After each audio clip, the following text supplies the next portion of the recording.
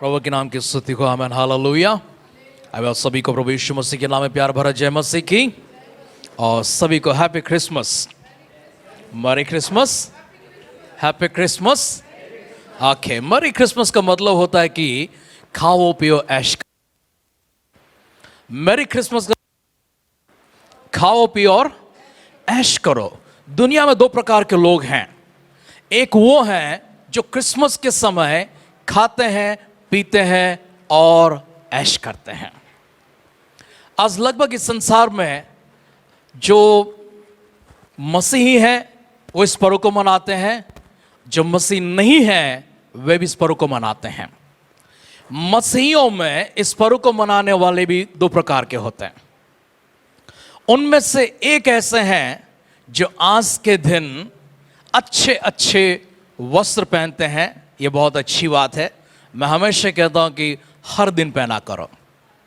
एक दिन नौकर की तरह, नौकरानी की तरह 364 दिन नौकर नौकरानी की तरह मत दिखाई दो, एक दिन राजा रानी की तरह मत दिखाई दो, वरन 365 दिन राजा रानी की तरह ही दिखाई पड़ना। आमीन, हालेलुया। आप जब भी सिद्ध होते हैं अपने संपूर्ण सिद्धता में शायद, प्रेज़ द लॉर्ड, हालेलुया। सो अच्छे अच्छे पकवान आज के दिन बनाते हैं और हम सब अपने घरों को सजाते हैं, बनाते हैं, साफ करते हैं, क्या क्या नहीं करते हैं, सभी को बुलाते हैं और सभी को हम बधाई कहते हैं या फिर हम संदेशा भेजते हैं कि आपके लिए हैप्पी क्रिसमस है, आपके लिए मैरी क्रिसमस है। ये बहुत अच्छी बात है। ये बहुत अच्छी बात है कि सभी लोग आज के दिन को याद करते हैं। और आज के दिन अगर इतिहास में स्मरण ना किया जाए तो प्रभु यीशु मसीह के इस संसार में अपना रूप अवतरण करने का इस निशान को भी संसार भूल जाएगी। यह बहुत आवश्यक है। पेंतकोस्त की कलीसिया लगभग इस पर्व को नहीं मनाती हैं। हम पेंतकोस्त के हैं, हम उस तरह से पर्व को नहीं मनाते हैं जिस तरह ये संसार मनाती हैं। जैसे मैं आरंभ से कहते आ रहा हूं कि संसार में कुछ ऐसे लोग हैं जिस पर्व को मनाते हैं और आज के दिन हर किसी के घर पर एक केक होती है। हर किसी के घर पर केक होती है और आप सबको भी आराधना के बाद केक मिलेगी, इसमें कोई संदेह नहीं है। ओके, क्रिसमस एक ऐसा दिन है जहां पर हम साल में एक बार हम पेंतेकोस्त की कलीसिया के मसीह लोग केक खाते हैं। अन्य लोग हैं जो लगभग हमेशा खाते रहते हैं, लेकिन हम सिर्फ क्रिसमस को ही खाते हैं क्योंकि वो तभी हमारे घर पर आती हैं। और बाजार में भी इतनी बहुतायत से वो तभी मिलती है जब वो क्रिसमस का समय होता है। और दूसरे जो उनके साथ में केक के साथ में करते हैं वो ये कहते हैं कि पोर्क खाते हैं। पोर्क खाते हैं, पोर्क मतलब प्रोडिगल सन। ओके, सो पोर्क खाते हैं। अगर किसी ने आपको पूछा आज आपने क्या बनाया, आप बोलेंगे हमने कोमड़ी बनाया है, तो हंस पड़ेंगे, अरे क्रिसमस है आज क्या बनाना चाहिए, पोर्क बनाना चाहिए। और बाद में पूछेंगे वाइन है या नहीं है, वाइन है या नहीं है। हमारे पास वाइन तो नहीं है, हम वाइन नहीं पीते हैं, तो बोलेंगे कैसे क्रिश्चियन हो, कैसे क्रिसमस को सेलिब्रेट करते हो। अगर क्रिसमस में केक नहीं है, क्रिसमस में क्रिसमस ट्री नहीं है इधर ट्री है नहीं है, सांता क्लॉज नहीं है, बेल्स नहीं है, और क्या नहीं है, राइट, फोर्क नहीं है, वाइन नहीं है, तो ये क्रिसमस कैसी हो गई। आपका क्रिसमस तो बिल्कुल अजीब लगता है। यहां पर कोई मैरी क्रिसमस कम से कम अक्षर दिखाई नहीं पड़ रहे, यहां पर कोई ऐसे निशान नहीं दिखाई पड़ रहे, यहां पर ऐसा कोई ओस पड़ता हुआ, बर्फ जमा हुआ एक पेड़ नजर नहीं आता है, क्योंकि अंबरनाथ में ओस नहीं पड़ती है। आमीन, हालेलुया। अंबरनाथ में बर्फ नहीं पड़ती है। मैं बहुत दिन से इंतजार कर रहा था कब ओस पड़ेगी यहां पर। इससे पहले जहां मैं रहा करता था वहां पर मैं अगर बाहर निकलता तो मेरे सारे कपड़ों के ऊपर बर्फ जम जाती थी, लेकिन यहां पर नहीं जमती हैं।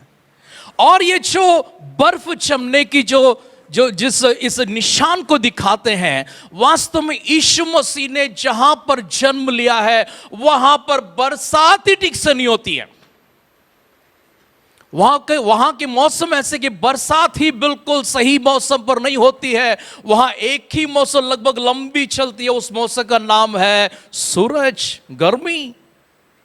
गर्मी चलती है तो यीशु मसीह के जन्म के समय थोड़ा बहुत ठंड था, ठंड नहीं था बोल के नहीं है, क्योंकि चरवाहे वहां पर आग जलाकर सेक रहे थे। इतनी भी ठंड नहीं है कि वो बर्फ जम जाए। ये बर्फ हमें इंग्लैंड देश से आई है, हमारे देश से नहीं आई है, ये इंग्लैंड से आई है। जब ब्रिटिशर्स यहां पर प्रभु यीशु मसीह को लेकर आए थे, ब्रिटिशर्स ने सिर्फ यीशु मसीह को नहीं लाया, यीशु मसीह के साथ में क्रिसमस ट्री को लेकर आया, क्रिसमस ट्री के साथ में उन्होंने बर्फ को लेकर आया, बर्फ के साथ में उन्होंने जिंगल बेल्स को लेकर आया, जिंगल बेल्स के साथ में उन्होंने सांता क्लॉस को लेकर आया है। मैं जिंगल बेल्स की इस धुन को बहुत पसंद करता हूं। आपने अगर सुना होगा कि हमने लास्ट संडे गाया था, अभी थोड़ी देर के बाद हम लोग गाएंगे जिंगल बेल्स की धुन में, हम लोग एक तेलुगु गीत गाने वाले हैं। जिंगल बेल्स की जो ट्यून है बहुत अच्छा लगता है, लेकिन जिंगल बेल्स में ना तो यीशु के बारे में लिखा हुआ है, ना तो उद्धार के बारे में बताया गया है, ना तो एक मनुष्य के पाप के उससे बाहर निकलने के बारे में कुछ भी नहीं बताया गया। आप घर जाने के बाद अगर हो सके तो अभी अपना मोबाइल खोल लीजिए और आप गूगल में जाकर जिंगल बेल्स का लिरिक्स ढूंढ लीजिए, उसमें से एक शब्द क्रिसमस से जुड़ा हुआ अगर आप मुझे दिखाई देंगे, मैं यहीं पर प्रचार कर बंद करूंगा, इसके आगे कभी प्रचार नहीं करूंगा। क्योंकि जिंगल बेल्स एक ऐसी गीत है जो हर कलीसिया में इस तरह वो प्रवेश कर चुका है, उसमें कुछ नहीं है। डैशिंग थ्रू द स्नो, आप जब उस गाना को वीडियो देखते हैं, उसमें रेनडियर्स होती है, वो एक उस हिरण को क्या बोलते हैं मुझे मालूम नहीं, का अलग किस्म का हिरण होती है, और वो हिरण की रद जो होती है सांता उड़ा कर जाता है और वो आसमान में उड़कर जाता है। कभी हिरण को उड़ता हुआ देखा है? हमने बच्चों को देखा, चिड़िया उड़ी, कौवा उड़ी, भैंस उड़ी, बोले तो भैंस उड़ी, हम यहां तक देखे हैं, लेकिन हमने कोई हिरण या हिरणी को आकाश में हवा में उड़ता हुआ कभी नहीं देखा है। और ये सांता क्लॉस कहां से आ गया है? मैं इससे इतना नफरत करता हूं, इतना नफरत करता हूं कि मैंने हर किसी को बताया कि भाई ये सांता किधर से है, जरा मुझे बताओ। आप सब लोग, पिता लोग यहां पर बैठे हैं, माँ लोग यहां पर बैठे हैं, जो मेरे जन्म से पहले से ही बाइबल पढ़ते आ रहे हैं। आपकी तजुर्बा इतनी लंबी है, इतनी बड़ी है बाइबल पढ़ने में कि मैं तब जन्म भी नहीं लिया था। आप मुझे बता सकते हैं कि सांता किधर है बाइबल में? ये लाल कपड़े पहनने वाला सांता क्लॉस किधर है? और मैंने कई जगहों पर मेरे सारे मित्रों को, चाहे वो बड़े हो छोटे हो, मैंने सभी को बताया है कि लाल वस्त्रों का त्योहार का नाम इसको मत देना। Don't make it as a festival of red dress. कहीं ऐसा ना हो जाए कि हमारे छोटे छोटे बड़े जब हो जाएंगे, बच्चे बड़े हो जाएंगे तो बोलेंगे पप्पा मम्मी शॉपिंग के लिए कब जा रहे हैं? कौन सा शॉपिंग? लाल कपड़ों का शॉपिंग के लिए कब जा रहे हैं? कैसे कपड़े? सांता क्लॉस के कपड़े। आज हर कोई नजर आता, हर पादरी भी नजर आता है अपने सिर के ऊपर एक सफेद बॉर्डर वाला, ऊपर से लंबी लाल वाली टोपी लगाकर वो प्रचार करने लगता है। क्यों दर्शाती है? क्या दर्शाती है? ये कहां से आई है? ये आप इतिहास पढ़कर देखेंगे। आज सांता क्लॉस इतना बड़ा हो गया, इतना बड़ा हो गया कि यीशु मसीह बहुत छोटे हो गए हैं।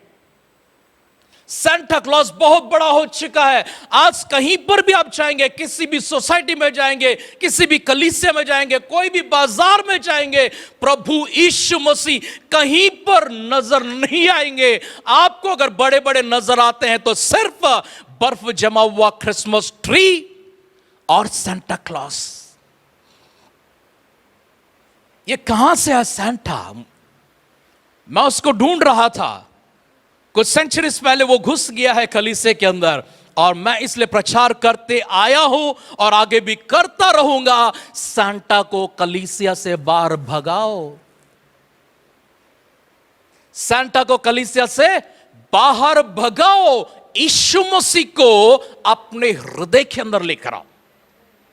क्रिसमस दो प्रकार की होती है, एक इतिहास है और दूसरी वर्तमान है। इतिहास क्या है? 2000 वर्ष पूर्व यीशु मसीह इस संसार में एक छोटे से शिशु के रूप में जन्म लिए हैं, कुंवारी मरियम के गर्भ से उन्होंने उत्पन्न हुए हैं। यह इतिहास हो चुकी है, 2000 साल बीत चुके हैं और उन्हीं के जन्म के उस दिन को हम लोग स्मरण करते हैं। और वर्तमान क्या होती है? वर्तमान ये होती है वही यीशु मसीह जो 2000 साल पहले शिशु के रूप में जन्म लिया था, वो यीशु मसीह बड़ा होकर, गौर कीजिए शब्द को, वो यीशु मसीह बड़ा होकर, कई जगहों पर यीशु मसीह अभी भी बालक ही है, बालक ही है। बालक यीशु कहते हैं, बालक यीशु कहते हैं, इन्फेंट जीसस उनको कहते हैं। मां के गोद में बच्चों को धरा दिया, अभी तक उस बच्चे को बड़ा होने नहीं दिया है। इतिहास में हम देखते हैं वो बच्चा बड़ा हो गया है, वो बड़ा हो गया, पूर्ण ज्ञान से परिपूर्ण हो गया था, परमेश्वर की आत्मा से भरा हुआ था, परमेश्वर की सामर्थ्य उसके ऊपर थी। और 12 वर्ष के उम्र में ही वे इतनी समझ की बातें करने लगे, वहां पर बैठे हुए धर्म गुरु सब चकित हो गए, अचंभित हो गए और कहने लगे ये कौन है? हर फरीसी सवाल करता कि यह कौन है, हर रब्बी सवाल करता ये कौन है, तो कोई उत्तर देता है ये हमारा पड़ोसी यूसुफ बड़ई का बेटा है, कारपेंटर का बेटा है। ये कारपेंटर का अगर बेटा है तो इसको इतनी समझ किधर से आई, इसे इतनी ज्ञान कहां से आई? वो मंदिर में ठहर गए थे, अपने घर वापस नहीं आ रहे थे, माता पिता उन्हें ढूंढते ढूंढते वापस यरूशलेम में जाते हैं, वहां पर सवाल करते हैं और सवालों का उत्तर देते हैं, उनको पाया गया है। और बड़े हो चुके हैं, 17 साल और बड़े हो चुके हैं, माता पिता के अधीन में रहकर, नसरत में रहकर बढ़ते गए हैं। 30 साल की उम्र आती है और उन्होंने बपतिस्मा को प्राप्त किया है। उसके बाद में उन्होंने सेवकाई को आरंभ किया, स्वर्गराज के बारे में उन्होंने प्रचार किया, मन फिराने के विषय उन्होंने प्रचार किया है, सुसमाचार के बारे में बताया है, स्वर्ग कैसे जाना है उनको बताया है। उसके बाद में और 3.5 साल के बाद, इसे बताते बताते 3.5 साल के बाद वे सलीब के ऊपर जाते हैं, उन्हें सलीब के ऊपर चाबुक से मारते हैं, सलीब के ऊपर कीलों से ठोकते हैं और उन्हें वहां पर खत्म कर देते हैं। लेकिन वे खत्म नहीं हुए हैं, वे कब्र में जाते हैं, तीसरे दिन फिर से वो जी उठते हैं। जी उठने के बाद पुनरुत्थान की सामर्थ्य हमारे ऊपर वे प्रकट करते हैं। और क्रिसमस तभी होती है जब यीशु मसीह उद्धारकर्ता के रूप में पुनरुत्थान होकर आपके और मेरे हृदय के भीतर आते हैं। इससे वर्तमान कहते हैं। हम सिर्फ इतिहास तक सीमित रह जाते हैं, इतिहास तक हम सीमित रह जाते हैं। यीशु आए हैं, यीशु का जन्मदिन है, यीशु का जन्मदिन है। यीशु का जन्म आपके हृदय के अंदर होना चाहिए। मेरा क्रिसमस हुआ था मई महीने के 15वीं तारीख 2002 वर्ष में, जब यीशु मसीह मेरे हृदय के अंदर आकर मुझे बदल दिए हैं। 2000 साल पहले यीशु मसीह आकर इस संसार को बदल दिए थे, उस दिन उन्होंने मेरा जीवन को बदला है। जब तक आपके हृदय के अंदर यीशु मसीह प्रवेश नहीं करेंगे, तब तक आपका क्रिसमस केवल हिस्टोरिकल क्रिसमस बनेगा। इतिहास को आप स्मरण करते रहेंगे, आप मैरी मेकिंग क्रिश्चियन बनेंगे, आप मैरी मेकिंग क्रिसमस बनाएंगे और आप हमेशा इसी तरह से आप खाएंगे पिएंगे ऐश करते रहेंगे, लेकिन आप परमेश्वर को उद्धारकर्ता के रूप में स्वीकार नहीं करेंगे। इससे कहते हैं रियल क्रिसमस। इस रियल क्रिसमस के बाद एक इंसान की जिंदगी बदल जानी चाहिए। मई महीने में मेरे क्रिसमस जो हुआ था, वहां से मेरी जिंदगी बदल गई है। मैं पूरी तरह से अलग से मैंने एक राह अपना लिया है और उसी राह में खड़े होकर आज मैं आपके सामने प्रचार कर रहा हूं। इससे परिवर्तन कहते हैं। This is called Christmas. हमें सेलिब्रेट करना है। अगर हम सेलिब्रेट नहीं करेंगे तो संसार को कौन बताएंगे कि यीशु मसीह इस संसार में 2000 साल पहले जन्म लिए थे। अगर हम सेलिब्रेट नहीं करेंगे तो कौन बताएंगे यीशु मसीह सलीब के ऊपर मारे गए हैं, क्यों मारे गए हैं और मरने के बाद कब्र में जाकर कब्र से वे कैसे फिर से जीवित बाहर आते हैं। हम नहीं बताएंगे तो संसार को कैसे मालूम पड़ेगा। इसलिए हमें यीशु की जीवन के बारे में और यीशु की क्रूस के बारे में और यीशु के पुनरुत्थान के बारे में हमें प्रचार करना अवश्य है। और यह पेंतुकुस्त की कलीसिया है जो अलग प्रकार के क्रिसमस को मनाती है। आमेन, आमेन। मैं जो शब्द कह रहा हूं आपके समझ में आ रही हैं? आमेन, हालेलुया। आज मेरी गाड़ी बहुत तेज चल रही है। आज गाड़ी का ब्रेक फेल हो गया है। यह गाड़ी रुकने वाली नहीं है, ये सवाल में नहीं जाएगी, सीधे प्रचार में चल रही है। Amen, hallelujah, praise the Lord, hallelujah. Yeshu Masih को आप पूरी तरह से जाने, उसके बाद आप दूसरों को बताएं। आप यहां पर बैठे हुए बहुत से लोगों को ये नहीं बताना, समझ में ये आप बता नहीं सकते हैं कि असली में क्रिसमस क्या होती है। आप भी बस इतना बोलते हैं कि यीशु मसीह का जन्म हुआ था। यीशु मसीह का जन्म हुआ था। क्यों हुआ था यीशु मसीह का जन्म? किस लिए यीशु मसीह संसार में आए? प्रभु को आने की आवश्यकता क्या थी? अगर प्रभु नहीं आते, क्या ऊपर से स्वर्ग से कोई कार्य नहीं कर सकते, या फिर यहां पर रहे हम में से कोई ये काम नहीं कर सकते थे क्या? 4,500 वर्ष परमेश्वर ने देखा कि कोई तो मनुष्यों का जो धरती के ऊपर इस काम को करेंगे, लेकिन कोई मनुष्य इस काम को नहीं कर पाए। परमेश्वर ने एक व्यवस्था दी है और उस व्यवस्था के आधार पर हर एक व्यक्ति चलते हुए विफल हो जाता है। उस व्यवस्था को कोई पूरा नहीं कर पाए हैं। हमने कितने ही नबियों को देखा है और जो शास्त्र के वचन अभी हमने पढ़कर सुना है, उस नबी का नाम है यशाया। यशाया भी इस कार्य को पूरा नहीं कर पाए। यिर्मयाह यह काम को पूरी नहीं कर पाए। दानियल, यहेजकेल ने यह काम को पूरा नहीं किया। जकरिया ने नहीं कर पाया। यूना नहीं कर पाया। योवेल नहीं कर पाया। हबक्कूक नहीं कर पाया। योवेल नहीं कर पाए हैं। शमूएल नहीं कर पाए हैं। एलिया नहीं कर पाए। एलीशा भी नहीं कर पाए हैं। ऐसे परमेश्वर के भक्तगण नबी लोगों ने, किसी ने भी इस माप के साथ में परमेश्वर के इस परमेश्वर की इस विधि के अनुसार कोई चल नहीं पाए हैं और उसको पूरा कर नहीं पाए हैं। इसलिए प्रभु यीशु मसीह को अपना रूप इस संसार में लेकर आना पड़ा है। और यीशु मसीह के बारे में अगर मैंने प्रचार आरंभ किया है, उनका विषय को अगर मैंने यहां पर छू लिया है, मैं पूरा संदेश बताकर, पूरा विषय बताकर ही मैं आज मेरा अपना प्रचार को मैं समाप्त करूंगा। मैं आपकी दृष्टि को यूहन्ना का सुसमाचार पहला अध्याय उसके पहले 2-3 शब्दों की ओर लेकर जाना चाहूंगा। कोई जोर से हिंदी में जल्दी से पढ़कर सुनाए। माइक ले लीजिए।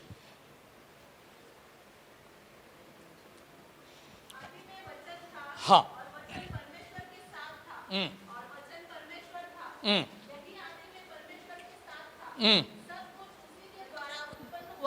और जो कुछ उत्पन्न हुआ है उसमें कोई भी वस्तु उसके बिना उत्पन्न नहीं हुई। उससे जीवन था और वह जीवन मनुष्यों की ज्योति था। ज्योति अंधकार में चमकती है और अंधकार ने उसे ग्रहण न किया। एक मनुष्य परमेश्वर की ओर से आ उपस्थित हुआ। एक मनुष्य परमेश्वर की ओर से आ उपस्थित हुआ, जिसका नाम यूहन्ना था। जिसका नाम यूहन्ना था। वह गवाही देने आया। वो गवाही देने आया। क्या करने आया? वो गवाही देने आया। वह गवाही देने आया कि ज्योति की गवाही दे, ताकि सब उसके द्वारा विश्वास लाए। वह ज्योति न था, परंतु उस ज्योति की गवाही देने के लिए आया था। सच्ची ज्योति जो हर एक मनुष्य को प्रकाशित करती है, जगत में आने वाली थी। वह जगत में था, वह जगत उसके द्वारा उत्पन्न हुआ। सच्ची ज्योति जो जगत में आने वाली थी। फिर से पढ़े। सच्ची ज्योति जो हर एक मनुष्य को प्रकाशित करती है। सच्ची ज्योति जो हर एक मनुष्य को प्रकाशित करती है। इसका मतलब है कि अगर मैं यहां से कोई ऐसा लाइट आपके ऊपर डालूं तो आप सबके ऊपर प्रकाश उतर आएगा। आप अंधकार में नहीं रहेंगे। मैं आपकी तरफ एक बड़ा सा लाइट लेकर आता हूं और वो लाइट मैं आपके ऊपर फोकस करता हूं तो आप सब लोग उस उजाला में दिखाई पड़ेंगे, उस प्रकाश में दिखाई पड़ेंगे। तो जो ज्योति आने वाली थी वो स्वयं उसकी प्रकाश में सभी मनुष्यों के ऊपर तेज प्रकट होने वाला था। आगे बढ़े। वह जगत में था। वो जगत में था, और जगत उसके द्वारा उत्पन्न हुआ, जगत उसके द्वारा उत्पन्न हुआ, और जगत ने उसे नहीं पहचाना। जगत ने उसे नहीं पहचाना। वो जगत में था लेकिन जगत ने उसे नहीं पहचाना। जगत किसके द्वारा बनी थी? उसी के द्वारा बनी थी। कौन है ये? ज्योति। क्या नाम है इनका? क्या नाम है इनका?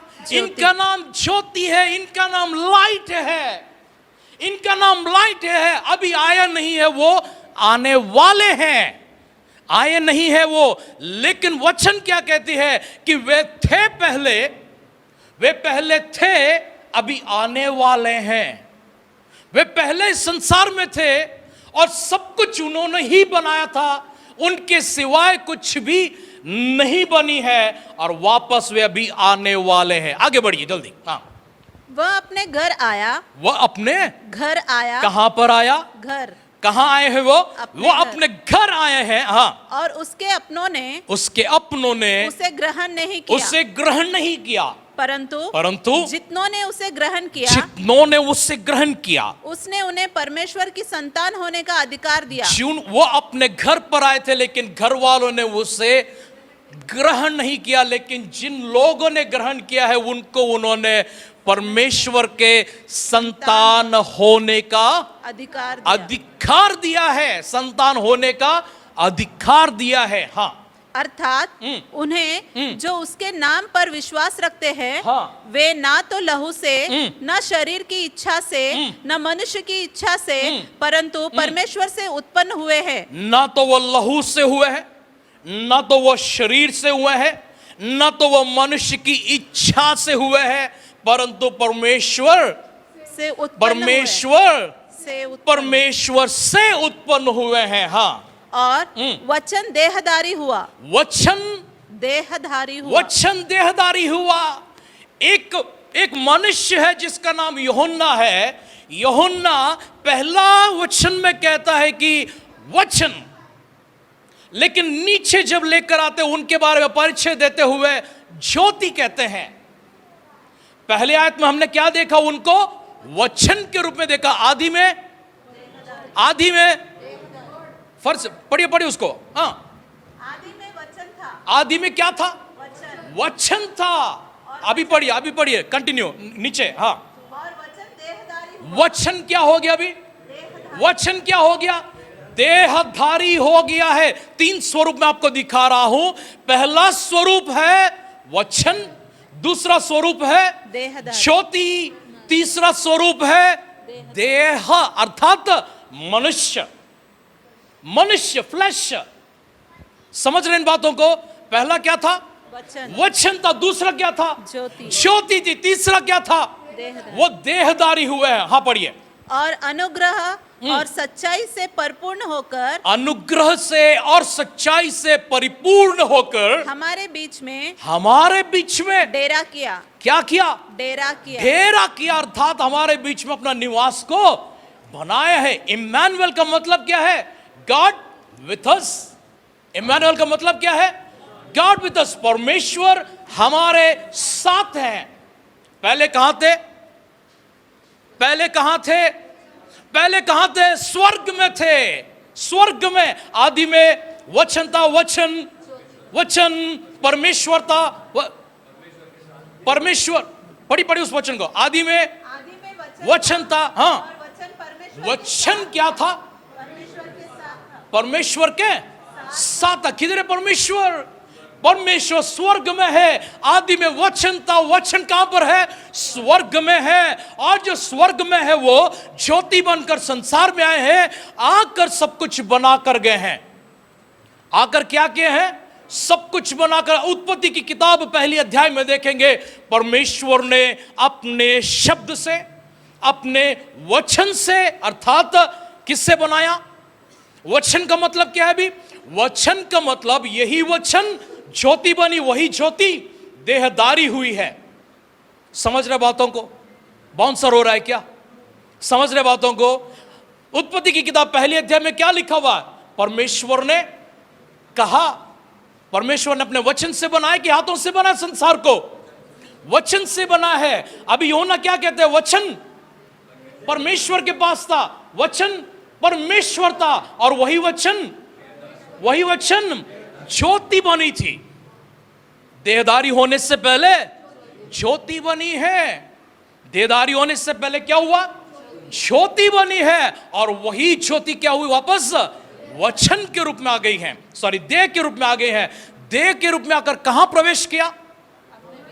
मनुष्यों के बीच में। मनुष्यों के बीच में उन्होंने क्या किया? अपना डेरा। हाँ, पढ़िए, आगे पढ़िए। और हमने उसकी ऐसी महिमा देखी। हाँ, हमने उसकी ऐसी महिमा देखी जैसे पिता के एकलौते की महिमा। प्रकाशित वाक्य में जब देखेंगे, वो जब बादलों के पर आएंगे 4 अध्याय में, हम वहां देखते वो अपनी पिता के महिमा के साथ में उतर आते हैं। महिमा के साथ में। कौन कहते ये बात? यूहन्ना कहते। क्यों यूहन्ना ने कहा? क्योंकि यूहन्ना यीशु मसीह से पहले भेजे गए हैं, गवाही देने के लिए भेजे गए हैं, और यूहन्ना उनकी गवाही देते हैं। इसे कहते हैं गवाही देना। क्या कहते हैं इसे? गवाही देना। गवाही देना मतलब तुम जब पवित्र आत्मा को प्राप्त करोगे, तुम संसार के अंत तक जाकर मेरे तुम गवाह ठहरोगे। सभी लोगों के बीच में मेरे क्या ठहरोगे? तुम गवाह ठहरोगे। अर्थात तुम जो भी बातें करोगे उसकी बातें करोगे, उस परमेश्वर की क्रियाओं के बारे में, उस परमेश्वर की महिमा के बारे में तुम बताया करोगे, लेकिन अपने बारे में नहीं बताओगे। ठीक है, अभी मैं आपको दिखाता हूं। पहला वचन था, दूसरा ज्योति, तीसरा देहधारी। कहां पर आए हैं वो? अपनों के बीच में आते, लेकिन अपनों ने क्या किया? स्वीकारा नहीं है, उन्हें ठुकरा दिया है, उन्हें अंगीकार नहीं किया है। और जिस किसी ने भी अंगीकार किया है, स्वीकार किया है, उनको क्या बनाया? उनको क्या बनाया? उनको परमेश्वर के पुत्र बना दिया, संतान बना दिया है। परमेश्वर का बेटा बेटी उनको बना दिया है। आमीन, हालेलुया, हालेलुया। ये कैसा होता है? मैं एक उदाहरण बताकर मैं आगे बढ़ता हूं। हम पुराने नियम में याकूब को जानते हैं। याकूब के 12 बेटे हैं। उन 12 बेटों में से एक बेटा मिस्र का मंत्री बन जाता है, उसका नाम है यूसुफ। उसके 2 बेटे होते हैं जिनका नाम इफ्राइम और मनश्शे है। इफ्राइम और मनश्शे हैं। याकूब ने यूसुफ से कहा, तेरे बेटों को मुझे गोद दे दे, तेरे बेटों को मुझे गोद दे दे। इसका मतलब है वो मेरे पोते नहीं हैं, मेरे बेटे हैं। क्या है वो? अभी मेरे। अब याकूब के कितने बेटे हो गए? 14 बेटे हो गए। कभी देखा आपने बाइबल में ऐसा? नहीं देखा। आप पढ़िए उत्पत्ति की किताब, याकूब की कहानी को पढ़िए। जब लास्ट में हम लोग 38 से हम लोग आगे बढ़ते, चैप्टर 38 से, याकूब यूसुफ के साथ में मुलाकात करते हैं मिस्र देश में जाकर। जब याकूब उनको आशीर्वाद देने लगते हैं, आशीर्वाद देते समय उनसे कहता है कि तेरे ये दोनों बेटे मुझे दे दे। अब याकूब के 12 बेटे, और उन 12 बेटों में से एक बेटे का 2 बेटे और है, सब मिलकर 14 बेटे होते हैं। हम इसीलिए जब वो कनान देश का बंटवारा होता है, इनके हाथों में सौंपा जाता है, हम 14 लोगों को वहां पर देखते हैं। हम 14 लोगों को वहां पर देखते हैं। और उनमें से एक और खास व्यक्ति होते हैं जिनका नाम कालिब है। आज का डेली डोज अगर आप सुनेंगे तो कालिब का स्टोरी आपको मालूम पड़ेगा। परमेश्वर ने उससे भी कहा है कि कालिब, मेरे मन के अनुसार उसके अंदर अलग सी आत्मा है, और उसने जाकर सारा देश को दिखाया है और देखकर सही समाचार मुझे बताया। इसलिए जब वो कनान देश में जाएगा, सबका अधिकारी बनेगा वो। इससे कहते गोद लेना। याकूब ने दोनों बेटों को क्या किया? अभी दोनों पोतों को गोद ले लिया है। अभी याकूब के 14 बेटे हैं।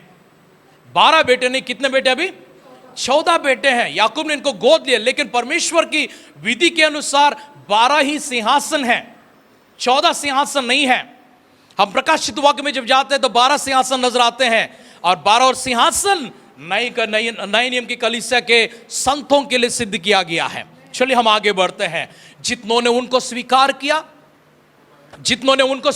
उनको क्या बनाया गया? परमेश्वर के संतान होने का अधिकार दिया है। अधिकार का मतलब है आप जाकर अपना डॉक्यूमेंट दिखा सकते हैं, अपना डॉक्यूमेंट दिखा सकते हैं।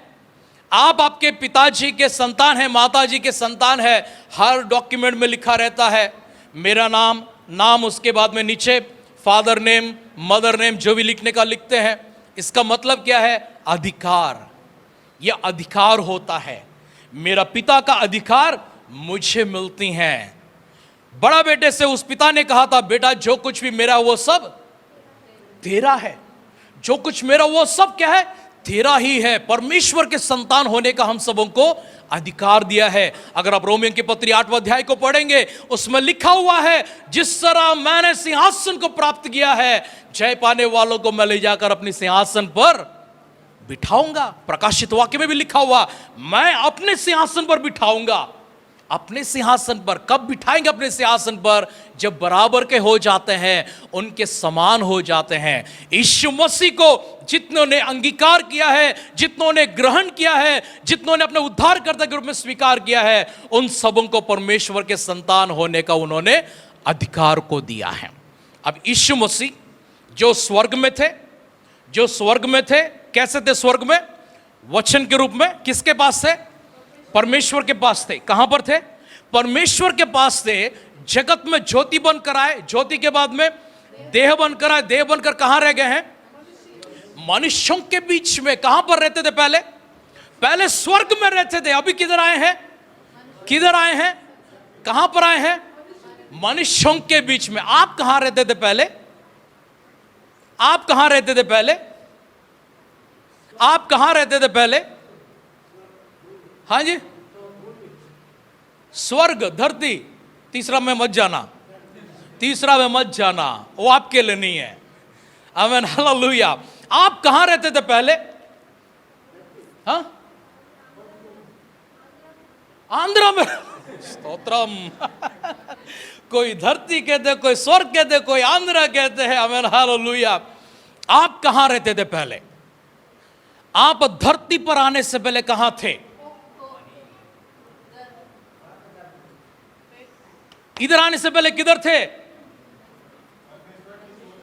परमेश्वर की सोच में। परमेश्वर की सोच में से ऐसा अब टपक गए इधर। आमीन, हालेलुया। मैं दिखाता हूं आप लोग किधर थे।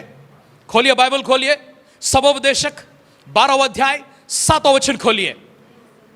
सबोपदेशक प्रसंगी 12:7। Ecclesiastes chapter 12 verse 7.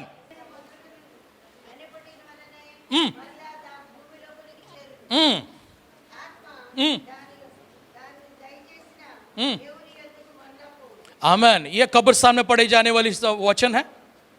हाँ जी, ये हमेशा कहां पर पढ़ते हैं? कब्रिस्तान में पढ़ते हैं। हाँ, as it was. हाँ, dust will return to dust as it was. हमारा देह कहां से लिया गया? हमारा देह मिट्टी से लिया गया। किधर जाएगा वापस? मिट्टी में ही जाएगा। आप नहीं बोलेंगे मैं न्यूटन की तरह नहीं रहूंगा, मैं न्यूटन का रिवर्स हो जाऊंगा। न्यूटन कौन है? न्यूटन कौन है? न्यूटन ने देखा कि सेब नीचे गिरती है, ऊपर उड़ाने से भी फिर से नीचे ही आती है। वो आकाश में जाती है तो भी फिर से वो नीचे ही आती है। हमारी देह कहां से निकली है? हमारी देह मिट्टी से निकली है। कहां जाना चाहिए? कहां जाना चाहिए? अगर मैंने आपको 10 रुपये दिया है, आप मुझे देंगे, किसी और को देकर जाएंगे? किसको देंगे आप? किसको देंगे? मुझे ही वापस लौटाना है। आपका पैसा मैंने अगर लिया, आपको कोई और ने लौटा दिया, मैंने बोला कि जे को उतना नहीं दिया, उसने दिया, उसने दिया ना, मैं नहीं दूंगा, छोड़ेंगे आप मुझे? नहीं छोड़ेंगे, बिल्कुल नहीं छोड़ेंगे। अब्राहम, आमीन, हालेलुया। इसलिए अब्राहम बनते हैं। Praise the Lord. आप नहीं छोड़ेंगे कि वो पैसा आपका है, आपने मुझे दिया, मुझे क्या करना है? रिटर्न करना है। मुझे यह देह मिट्टी ने दिया है, धरती ने दिया है, जाते से मुझे क्या करना है? क्या करना है? मुझे राख नहीं बनाना है। यह देह मुझे कहां से मिली है? मिट्टी से मिली है। और मुझे वापस किसको लौटाना है? पढ़िए फिर से, हिंदी में पढ़िए। हाँ, अब इंग्लिश में पढ़िए। Dust will return to the अच्छा देखिए, यहां पर हिसाब बराबर हो रही है। परमेश्वर हर चीज का हिसाब रखते हैं।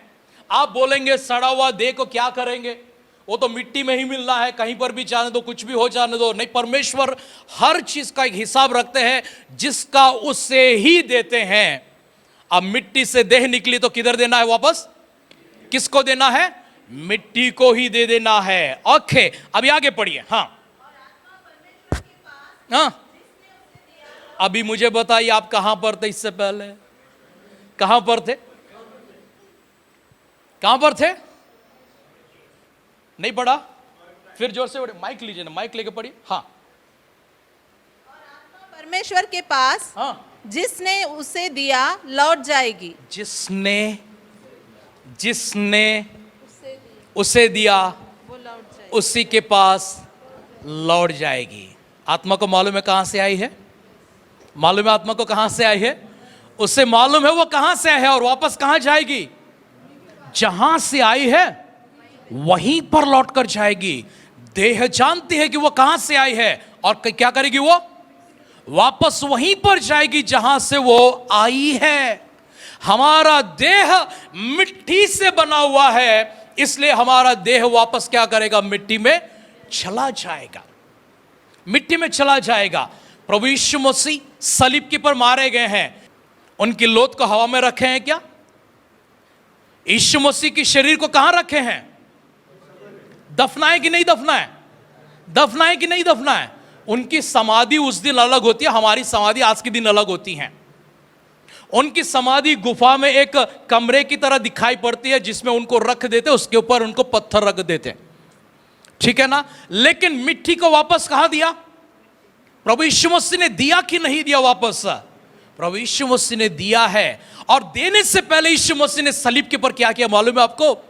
हे पिता, मेरी आत्मा में, हाँ, मेरी आत्मा में आपके हाथ में सौंप देता हूं। क्यों सौंपा उन्होंने?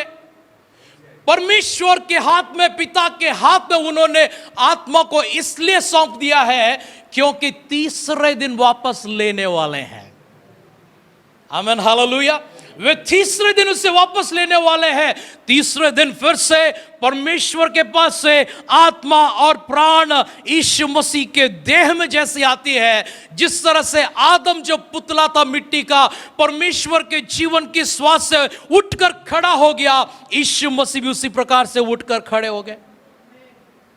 कब्र खोला गया है, यीशु मसीह कब्र के अंदर नहीं है, वो बाहर आ चुके हैं। आमीन, हालेलुया, हालेलुया। कहां आगे है? बाहर आकर, बाहर आकर थोड़े समय वो बगीचे में जाते हैं। मगदलिनी मरियम आकर कहती है, माली समझकर उनसे पूछती है, मेरे प्रभु को तुमने कहां रखा है? यीशु ने कहा मरियम, तो वो कहने लगी रब्बूनी, हे रब्बी। और पहचान गई है और उनके साथ मुलाकात होती। जाओ जल्दी जाकर मेरे चेलों को बताओ, पतरस को बताओ, यूहन्ना को बताओ, याकूब को बताओ, सबको बताओ और सबसे कहो कि मैं गलील में आ रहा हूं मिलने के लिए, यहां पर नहीं। कहां मिलने के लिए आ रहा हूं? मैं गलील में आ रहा हूं। लेकिन यूहन्ना ने और पतरस ने क्या किया? गलील जाने के बजाय वे गोलगता आते हैं, गोलगता में आकर कब्र के अंदर जाते हैं। कब्र के अंदर जब झांक कर उन्होंने देखा, वहां पर उनके वस्त्र के अलावा, कफन के वस्त्र के अलावा कुछ भी नजर नहीं आया। क्यों? क्योंकि यीशु मसीह ने क्या कहा? मैं गलील जा रहा हूं और गलील में तुम्हारे साथ मैं मुलाकात करूंगा। मुलाकात करने से पहले, गलील पहुंचने से पहले एम्माऊ के गांव में से होकर जाते हैं, दो चेलों के साथ में मुलाकात करते हैं। यीशु मसीह अपनी आत्मा को पिता के हाथ में देकर वापस ले लेते हैं। अभी बताइए, सबोपदेशक 12 का साथ क्या कहती है? हम कहां से आए हैं? हम कहां से आए हैं? हां जी, हमारा शरीर मिट्टी से और हमारी आत्मा कहां से आई है? परमेश्वर के पास से। इसे कहते हैं असेंबल करना। आप जानते हैं असेंबल क्या होता है? असेंबल मतलब अलग अलग पार्ट्स को हमारे पास ले आया जाता है, उसको हम जोड़ते हैं। आपके हाथ में जो मोबाइल है, उसका स्क्रीन एक जगह बनती है, उसका जो अंदर का सर्किट है सब एक जगह बनता है, उसकी जो बैटरी है वो सब एक जगह बनती है। इसे क्या करते हैं, ये कंपनी वाले असेंबल करते हैं। हम इस संसार में अवतार लेने से पहले परमेश्वर हमें असेंबल करते हैं। कहां पर करते हैं, कौन सी कारखाना में करते हैं, मां के गर्भ में करते हैं। प्राण को लेकर आते हैं, उसी मिट्टी को उपयोग करते हैं। लेकिन आत्मा कहां से आती है, परमेश्वर की ओर से आती है, परमेश्वर की ओर से आती है। इसलिए हम इस संसार को जब छोड़कर जाएंगे, हमें जाकर उनके सामने खड़ा होकर कहना पड़ेगा, प्रभु 50 साल धरती पर था, प्रभु 80 साल धरती पर था, 100 साल में धरती पर था, क्या किया तूने धरती के ऊपर, जरा ये बता। आप कितने वर्ष थे, कितने बर्थडे आपने सेलिब्रेट किया, कितने क्रिसमस आपने सेलिब्रेट किया, कितने ईस्टर आपने सेलिब्रेट किया, आप ये बता पाएंगे। लेकिन आपने क्या किया 100 साल में, इसका हिसाब वहां पर देना पड़ेगा। आप बोलेंगे मेरी याददाश्त कमजोर है, मेमोरी वीक है, कुछ भी याद नहीं रहता। उधर जाओगे सब याद आएगा, सब ऑटोमेटिक याद आ जाएगा। वहां पर कोई मेमोरी वीक नहीं होगी, क्योंकि परमेश्वर आपके पुस्तक को खोलेंगे, आपके स्मृति पुस्तक को खोलेंगे, आपके स्मरण के क्रियाओं के पुस्तक को जब खोलेंगे, अपने आप सब बाहर निकल आ जाएंगे। आमीन, हालेलुया। अभी मुझे बताइए, प्रभु यीशु मसीह पहले क्या थे, दूसरा ज्योति, तीसरा देह। पहले कहां पर थे, बाद में कहां पर आए हैं, कहां पर आए हैं, मनुष्यों के बीच में आकर क्या किया उन्होंने, डेरा किया है, निवास किया है। परमेश्वर प्रभु यीशु मसीह मनुष्यों के बीच में है, लेकिन आने से पहले कैसे आए हैं यह भी बताना बहुत आवश्यक है। मैंने इतना बताया आपको कि वह वचन थे, वचन ज्योति बने, ज्योति देह बने, लेकिन कैसे आए यह भी बताना जरूरी है ना, जरूरी है नहीं है। क्लोज कर दो संदेश को, यहां तक काफी है। हाँ जी, इधर तक काफी है, आगे बढ़ते जाऊं। चलिए अब हम फिलिपियों की पत्र में चलते हैं। फिलिपियों की पत्र में जाते हैं, दूसरे अध्याय में प्रवेश करेंगे, उसका 4वां वचन से लेकर हम पढ़ते हुए आगे बढ़ेंगे। Philippians chapter 2 verse 4 onwards. Who, being in the form of God, did not consider it robbery to be equal with God. Who being in the form of God, he was in the form of God. He was in the form of, he was in the form of John 1:1 क्या कहता, John 1:1 क्या कहता, in the beginning was the word and the word was with God and the word was God. आदि में वचन था, वचन परमेश्वर के पास था, वही वचन परमेश्वर था, परमेश्वर था। अभी फिलिपियंस पढ़िए। हाँ, हर एक अपने ही हित की नहीं वरन दूसरों के हित की भी चिंता करे। जैसा मसीह यीशु का स्वभाव था वैसा ही तुम्हारा भी स्वभाव हो। मसीह यीशु का जैसा स्वभाव था तुम्हारा भी स्वभाव वैसे ही हो। हमें इस रूप में बदलना है। हम क्रिश्चियन बने हैं, मसीहा को ग्रहण किए हैं, इसका मतलब यह है कि हमारा रूप उसमें बदलना है, प्रभु में मिल जाना चाहिए।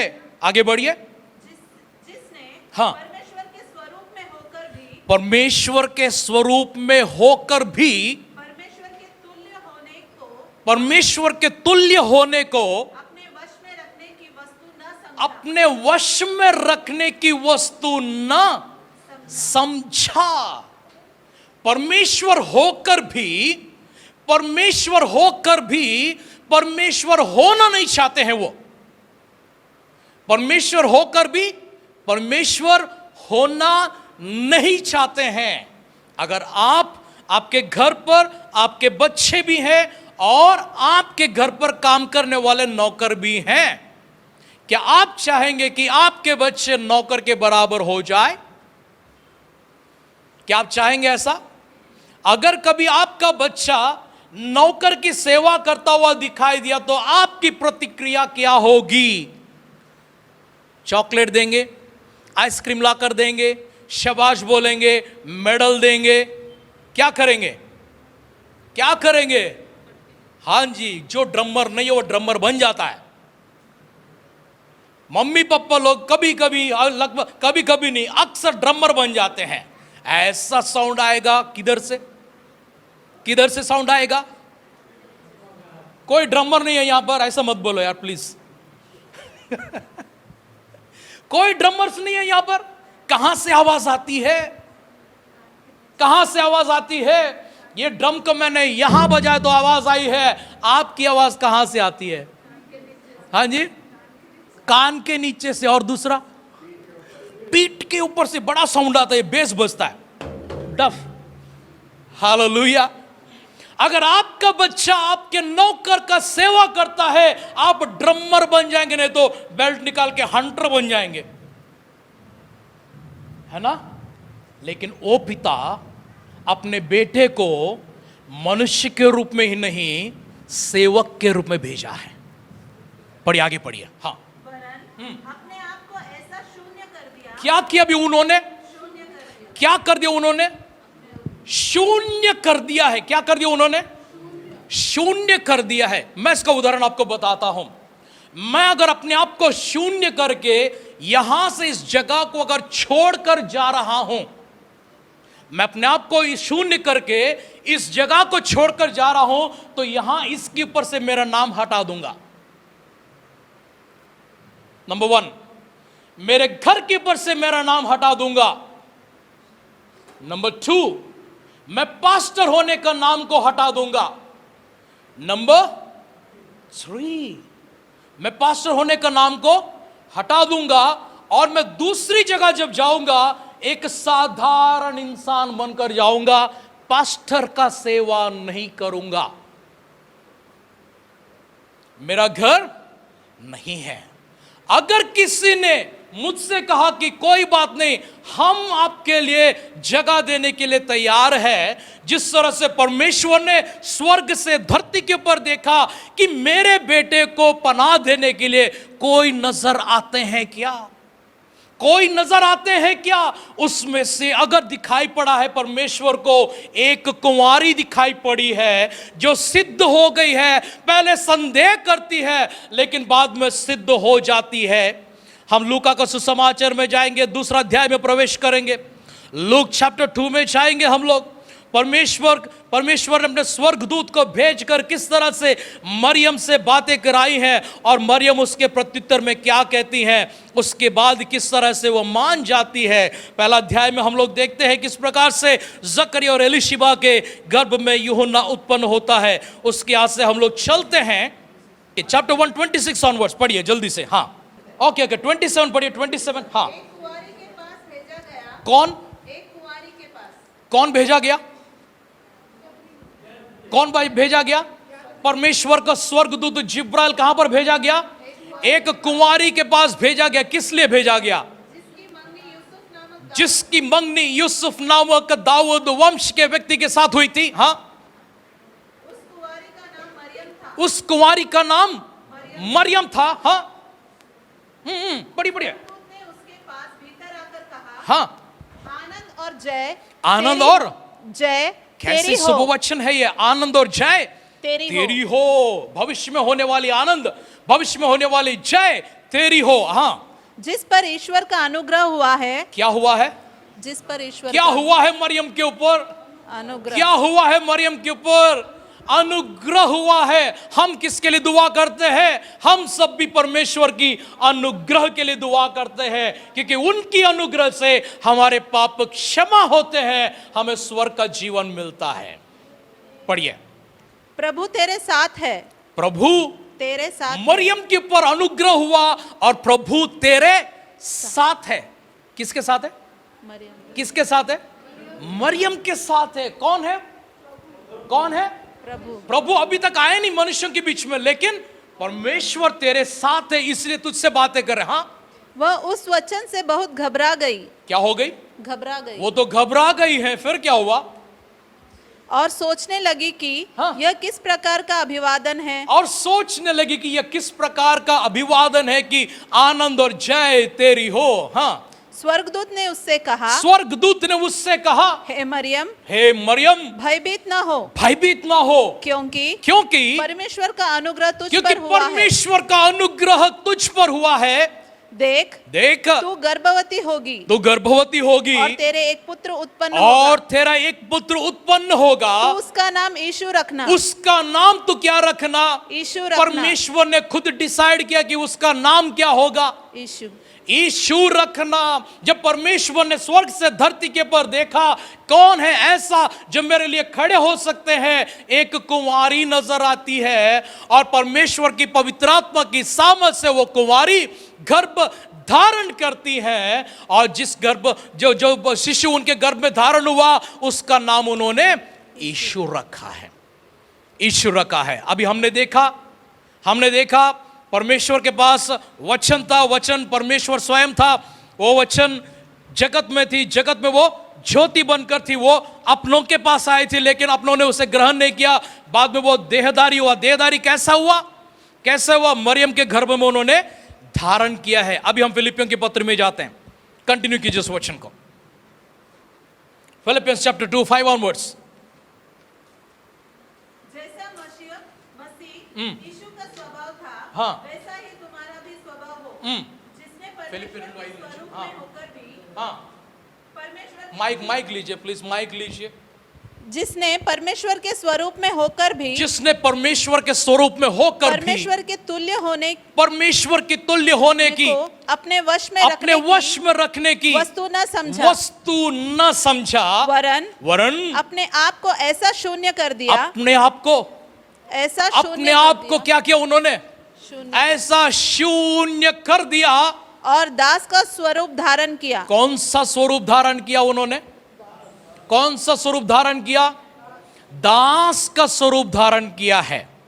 अपने आप को ऐसा शून्य कर दिया कि उन्होंने दास का स्वरूप धारण किया, फिर और मनुष्य की समानता में हो गया। मनुष्य की समानता में हो गया है। अब्राहम को जानते बाइबल से आप लोग? अब्राहम को जानते हैं? अब्राहम की जब संतान नहीं हो रही थी, उनकी पत्नी सारा ने कहा मेरी दासी हाजिरा से जो बेटा उत्पन्न होगा वो हमारा बेटा कहलाएगा।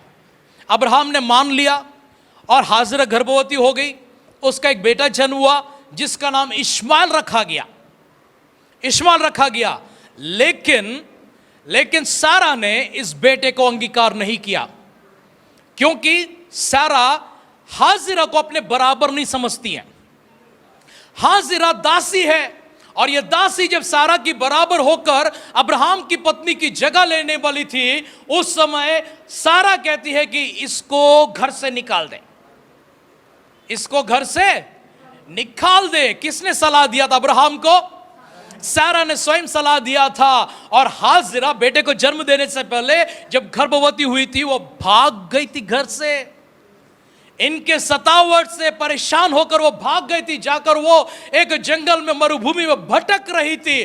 तो वही स्वर्गदूत मरियम के पास आकर संदेशा देते हैं। परमेश्वर के स्वर्ग से एक दूत आकर हाजिरा से कहते हैं वापस अपने स्वामिनी के घर चला जा, जब तक मैं ना कहूं तब तक तू वहीं पर रह। तेरे गर्भ में एक बड़ी जाति उत्पन्न हो रही है। तेरे गर्भ में एक बहुत बड़ी जाति उत्पन्न हो रही है। तेरे संतान को मैं बहुत बड़ा बनाऊंगा। किसने कहा यह बात? परमेश्वर ने कहा। तब उसने कहा एल रोई, मेरा परमेश्वर देखने वाला परमेश्वर है। और वापस चली जाती है अपने स्वामिनी के घर पर जाकर उसके अधीन रहती है। इश्माएल पैदा हो गया। इश्माएल लगभग 11 साल का हो गया।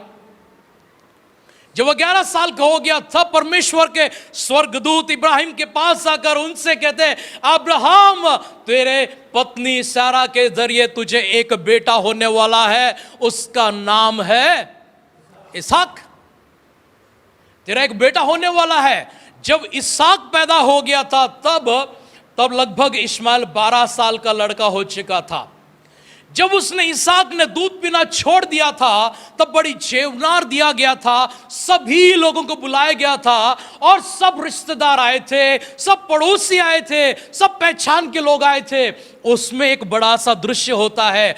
दृश्य यह होता है कि इश्माएल और इसहाक मिलकर खेल रहे थे।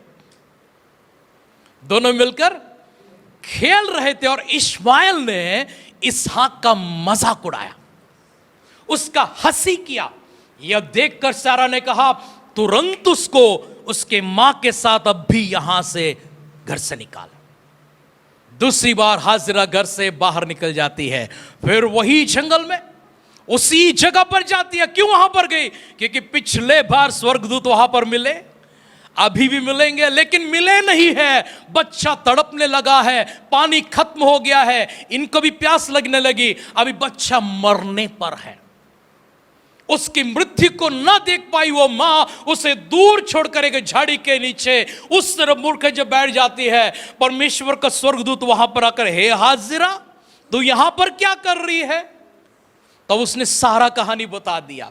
सारी कहानी बताने के बाद परमेश्वर के स्वर्गदूत ने उससे प्रतिज्ञा किया है, जैसे तुझसे कहा गया था वैसे तेरे संतान के साथ परमेश्वर रहेंगे, उसे बहुत बड़ी जाति बनाएंगे। और उसकी आंखें जब खोला है, उसने देखा कि पानी के सोते के पास बैठी हुई है, पानी लेकर बेटे को पिलाती है और पानी लेकर खुद भी पीती है। और वह कहती है कि मेरा परमेश्वर सुनने वाला है, क्योंकि जहां पर इश्माएल पड़ा हुआ रो रहा था, उसका रोना परमेश्वर ने सुना है। इससे पहले परमेश्वर ने देखा है, अभी परमेश्वर ने सुना है। देखने वाला परमेश्वर और सुनने वाला परमेश्वर नाम हाजिरा ने उनको दिया था। जब एक दासी अपने बेटा, दासी और उसका बेटा अपने स्वामिनी और उसके बेटे के बराबर होते हैं, इस संसार में कोई सहन नहीं कर सकते हैं। कभी हमारे बच्चे ऐसे दिखाई पड़ते हैं, उनको हम परिचय से सुनाते हैं, तेरा पापा कौन है, तेरी माँ कौन है, जानता है सोसाइटी में उसका कितना नाम है। क्यों? हमारे बच्चे नौकरों के साथ में खेल रहे हैं। प्रभु यीशु मसीह किसके पास आए? मनुष्यों के बीच में। मनुष्यों के बीच में कैसे आए? सेवक बनकर आए। मनुष्यों के बीच में सेवक बनकर आए हैं, सिर्फ नाम के लिए वहां पर रुका नहीं है। 33.5 साल के बाद अपना अंगोछा निकालते हैं, ऊपरी वस्त्र को निकालकर बाजू में रखते हैं, तौलिया लेकर कमर कसते हैं, बेसन लेकर पानी लेते हैं और हर एक चेले के पांव को धोते हैं। उनके पांव को धोकर उन्होंने तौलिया से पोंछा है, उनको चुम्बन भी दिया है। क्यों? क्योंकि चेले लोग अपने आप को बड़ा मानने लगे हैं। हम यहां पर फसह के लिए बैठे हुए, फसह का भोजन अगर हमें करना है, हमें स्वागत जिसने किया, जो मेजबान है, वो मेजबान हमारे पांवों को धोने के लिए इंतजाम करेगा। यहूदियों की परंपरा में गुलाम जो होते हैं, सेवक लोग जो होते हैं, वे मालिकों की पांवों को धोया करते हैं। उनको भीतर आने से पहले, वे भीतर प्रवेश करने से पहले उनके पांवों को धोया जाता है, उनको तौलिया से पोंछा जाता है और उसके बाद उनकी सिर के ऊपर अभिषेक का तेल डाला जाता है, उसको चुम्बन दिया जाता है। मेजबान उनको चूमते हुए उन्हें स्वागत करते हैं। ये काम नहीं हुआ, लेकिन भोजन के लिए सब लोग बैठ गए थे और ऐसे ही भोजन उन्होंने किया भी। भोजन कर लिए, उसके बाद यीशु मसीह उठते हैं, अपनी अंगोछा उतारते हैं, तौलिया लेते हैं, कमर में बांधते हैं, हर एक चेले की पांवों को धोते हैं, उन सबों को चुम्बन देते हैं। इस्करियोत यहूदा को भी उतना ही उन्होंने प्रेम किया था। एक नौकर का, दास का, सेवक का रूप उन्होंने यहां पर दिखाया है। एक सेवक का रूप उन्होंने दिखाया यहां पर। यीशु मसीह ने अपने आप को क्या किया? शून्य कर लिया। क्या कर लिया उन्होंने? अभी प्रभु की जगह पर नहीं है, किसकी जगह पर है? मनुष्य में कौन सी जगह पर है? दास की जगह पर है। मनुष्य में सेवक की जगह पर है। क्यों? उन्होंने क्या कर लिया? अपने आप को शून्य कर लिया। लेकिन आए कहां से? आए कहां से? स्वर्ग से आए हैं। स्वर्ग से आए हैं। कब्र में गए हैं, लेकिन उससे पहले अपनी आत्मा को कहां भेज दिया? परमेश्वर के पास भेज दिया है। उसके बाद पुनरुत्थान हो गए। पुनरुत्थान होने के बाद फिर क्या किया? फिर जी उठने के बाद क्या किया उन्होंने? परमेश्वर के पास स्वर्ग में गया। अभी स्वर्ग से आते हैं, जाते हैं, आते हैं, जाते हैं। आमीन, हालेलुया। आपने कितने बार यीशु मसीह को देखा धरती के ऊपर? कितने बार आपने यीशु मसीह को धरती के ऊपर देखा है? आप बोलेंगे एक ही बार हमने देखा है, वो भी 2000 साल पहले। लेकिन मैं आपको उत्पत्ति की किताब में लेकर जाता हूं, वहां पर वे मिल्कीज़ेदेक नाम से आते हैं। कौन से नाम से? मेल्कीसेदेक नाम से आते हैं, एक याजक बनकर आते हैं, ना उनको कोई वंशावली है, ना उनको कोई और पहचान है। कौन आते हैं वहां पर? वो शालेम का राजा, वो मेल्कीसेदेक आते हैं, वो याजक आते हैं। किसकी मुलाकात करते हैं? अब्राहम की मुलाकात करते हैं। अब्राहम ने जैसे ही याजक को देखा, अपनी सारी संपत्ति में से दशमांश निकालकर शालेम का वो राजा मेल्कीसेदेक के हाथ में दे दिया। मेल्कीसेदेक वहां से आगे दिखाई नहीं पड़ते। उनका जिक्र, यही घटना इब्रानियों की किताब में हम लोग देखते हैं। इसी घटना को हम लोग इब्रानियों की किताब में देखते हैं। ओ शालोम का राजा, वो धर्म का राजा, ओ शांति का राजा, जो हमने 2 सप्ताह पहले सुना था यहां पर। आमीन, हालेलुया। परमेश्वर को अपने संसार में प्रवेश करने के लिए कौन सी ताकत रुकावट बनती है? कौन सी हद है परमेश्वर को? कहां नहीं जा सकते परमेश्वर? ये उनकी संसार है। मैंने आपको दिखाया, वे मेल्कीसेदेक बनने से पहले कैसे थे? ज्योति। संसार में कैसे थे? वो ज्योति थे। वचन कैसे, कहां पर थे? वचन के रूप में कहां पर थे?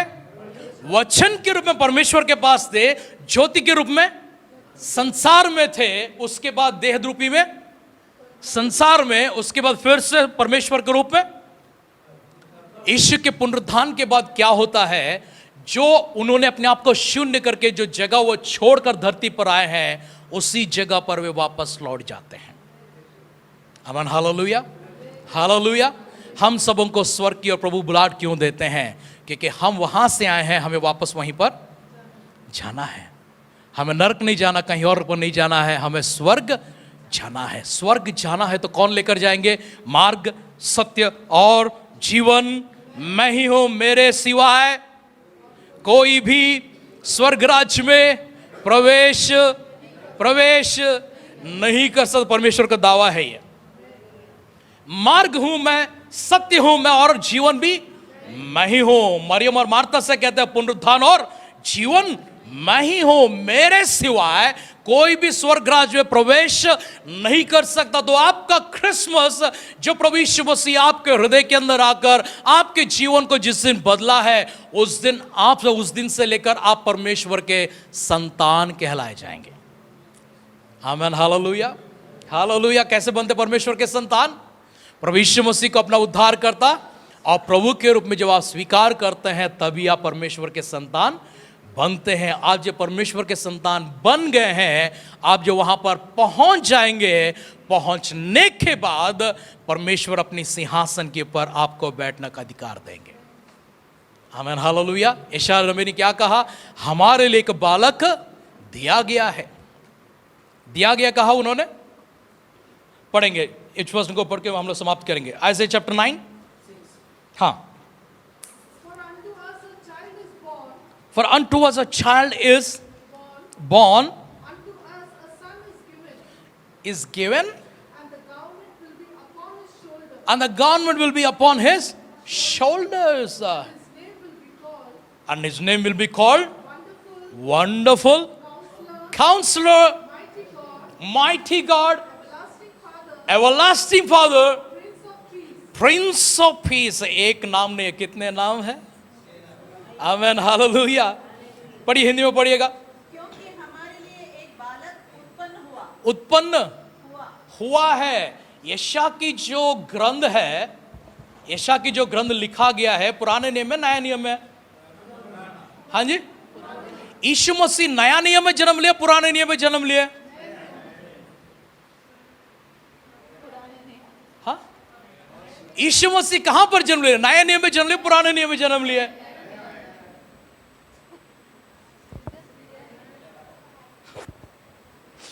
मैं थोड़ा और कंफ्यूज करूंगा आप लोगों को।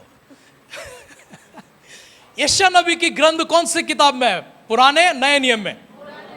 पुराने नियम में। लूका सुसमाचार नया नियम में, पुराने नियम में? मत्ती नया में है, पुराने में है?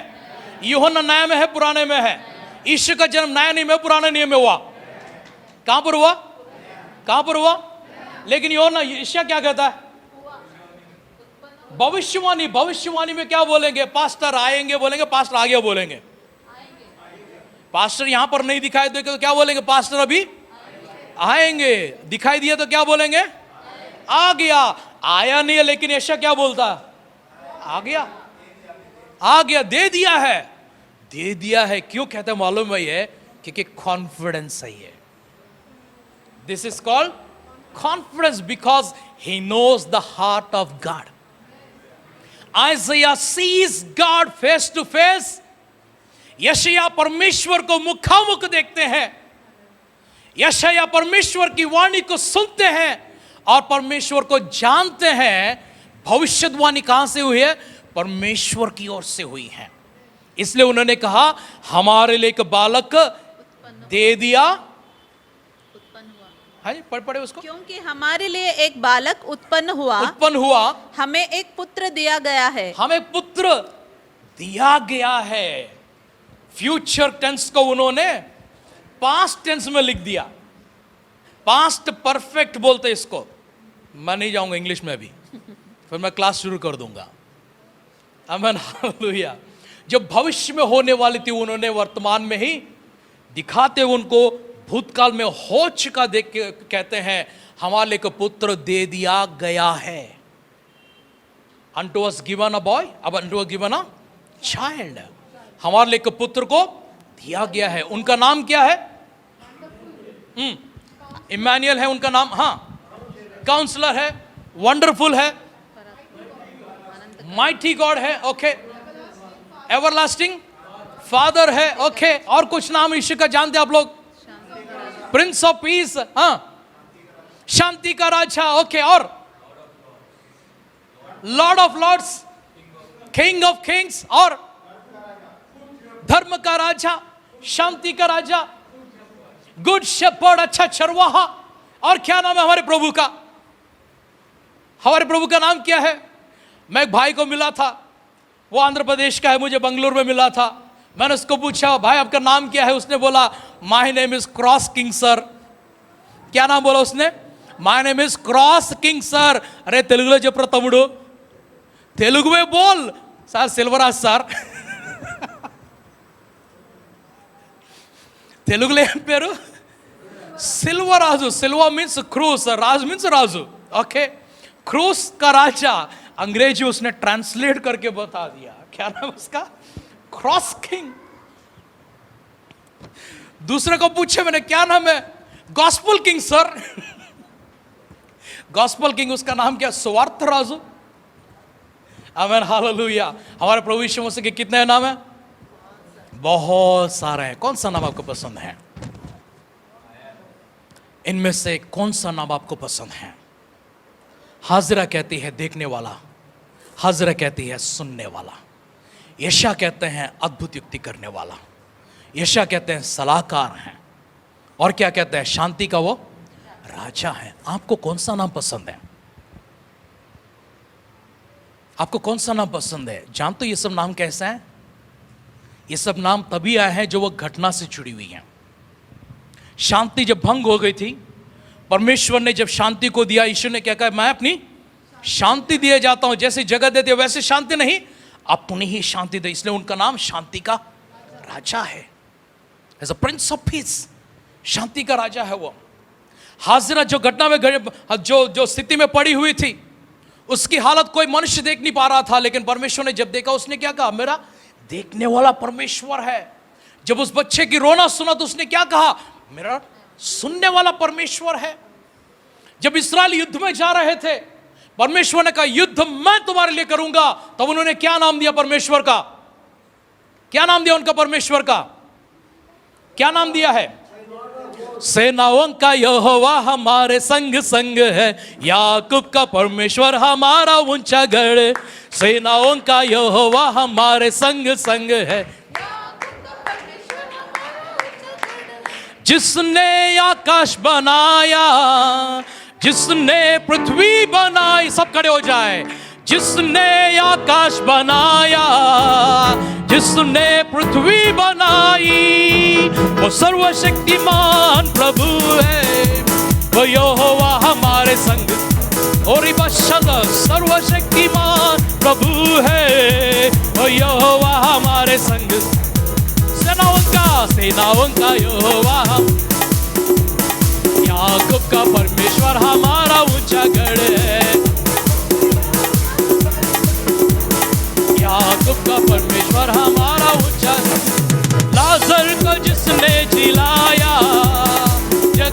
को जिसने बचाया, और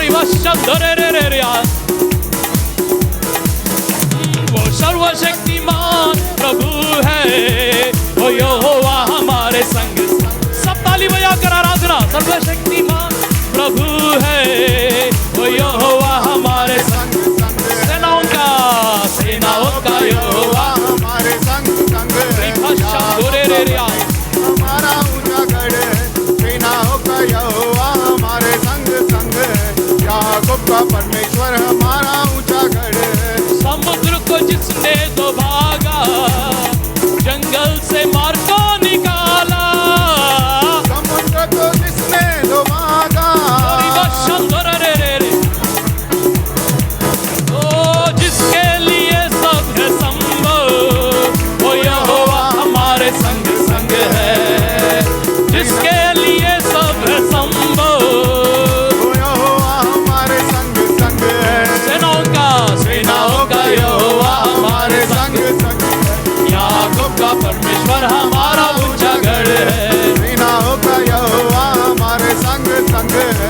याकूब का परमेश्वर हमारा ऊंचा गढ़ है। सेनाओं का यहोवा हमारे संग संग है। याकूब का परमेश्वर हमारा ऊंचा गढ़ है। सेनाओं का यहोवा हमारे संग संग है। याकूब का परमेश्वर हमारा ऊंचा गढ़ है।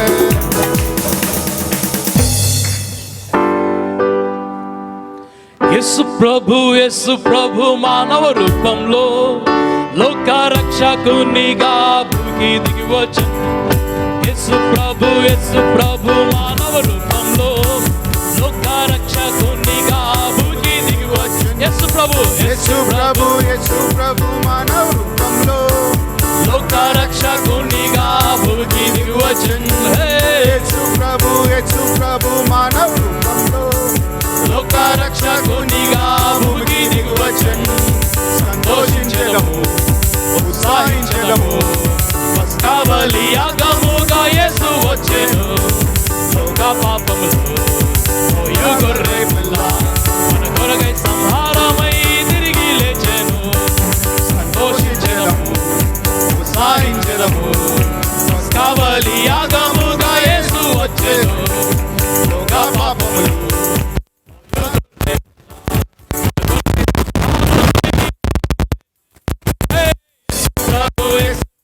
మానవ రూపంలో రక్షకునిగా భూమికి దిగి వచ్చెను. యేసు ప్రభు మానవ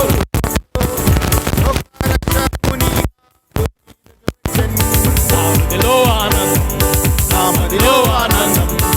యేసు ప్రభు దిగి వచ్చెను, జగమంతా ఆనందం. వీధిలో ఆనందం. యేసు ప్రభు దిగి వచ్చెను, జగమంతా ఆనందం. నామదిలో ఆనందం. యేసు ప్రభు నామదిలో ఆనందం. వీధిలో ఆనందం. యేసు ప్రభు దిగి వచ్చెను, జగమంతా ఆనందం. యేసు ప్రభు మానవ రూపంలో లోక రక్షకునిగా భూమికి దిగి వచ్చెను. యేసు ప్రభు మానవ రూపంలో లోక రక్షకునిగా భూమికి దిగి వచ్చెను. యేసు ప్రభు మానవ రూపంలో లోక రక్షకునిగా భూమికి దిగి వచ్చెను. యేసు ప్రభు మానవ రూపంలో లోక రక్షకునిగా భూమికి దిగి వచ్చెను. సంతోషించెదము, ఉత్సాహించెదము, పస్కా బలియాగముగా యేసు వచ్చెను. లోక పాపములు మోయ గొర్రె మన కొరకై సంహారమై తిరిగి లేచెను. సంతోషించెదము, ఉత్సాహించెదము, పస్కా బలియాగముగా యేసు వచ్చెను. లోక పాపములు మోయ గొర్రె పిల్ల మన కొరకై సంహారమై తిరిగి లేచెను. యేసు ప్రభు మానవ రూపంలో లోక రక్షకునిగా భూమికి దిగి వచ్చెను. యేసు ప్రభు మానవ రూపంలో లోక రక్షకునిగా భూమికి దిగి వచ్చెను. యేసు ప్రభు మానవ రూపంలో లోక రక్షకునిగా భూమికి దిగి వచ్చెను. యేసు ప్రభు మానవ రూపంలో ఒక్క రక్షకునిగా భూమికి దిగి వచ్చెను. Amen. Hallelujah. Glory to God. Hallelujah. Wish you all a happy Christmas. Merry Christmas. Merry Christmas. Happy Christmas. Happy Christmas. Merry Christmas. Merry Christmas. Happy Christmas. Hallelujah. Glory to God. आप में से कोई एक जन ऊंचे आवाज से प्रार्थना करें.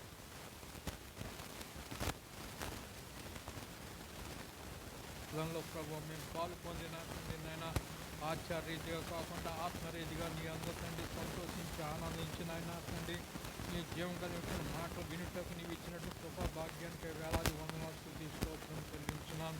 వ్యక్తమైనటువంటి వాక్యం మా హృదయాల్లో ప్రభా భద్రపరుచుకుని తండ్రి నాయన నీ మయం కొరకు జీవించే బిడ్డగా ఉండేటట్టు నీవే సహాయం దయచేసి నటించండి. ఈ ఆరాధనలో కూడుకున్న ప్రతి ఒక్క బిడ్డను కూడా దీవించండి, ఆశ్రయించండి తండ్రి. ఎల్లప్పుడూ నాయన నిన్ను నాయన ప్రభు స్వకీయ రక్షకుడిగా అంగీకరించి మేము ఎల్లప్పుడూ ఈ సంలో జీవించే బిడ్డగా ఉండేటట్టు నీ సహాయం దయచేసండి నాయన. ఎందుకనగా మా కొరకు నాయన నిన్ను తండ్రి నాయన పరసంబంధ సింహాసనం విడిచి పాప విష్ణు లోకంలో కూర్చుని మమ్మల్ని ప్రేమించి నా తండ్రి నాయన నీ రక్తానికి తండ్రి నాయన ప్రియ కుమారుడు ద్వారా మా రక్తానికి నాయన ఆ పాపాల కాయకం కలుగు చేసి నీ కుమారులుగా నీ పరసంబంధ రాజ్యానికి మమ్మల్ని వారసత్వంగా చేసుకున్నాం ప్రభు. అందుకు పోవటానికి వందనాలు చెల్లించున్నాం.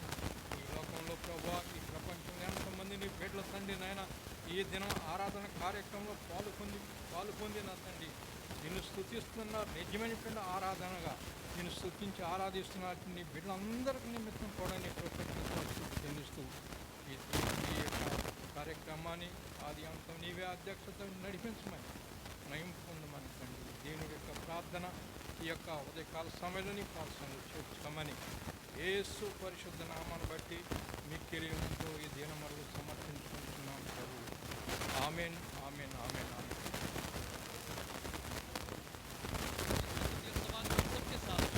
प्रभु यीशु मसीह के बादलों के आगमन के समय तक सदा के लिए बरकरार रहे.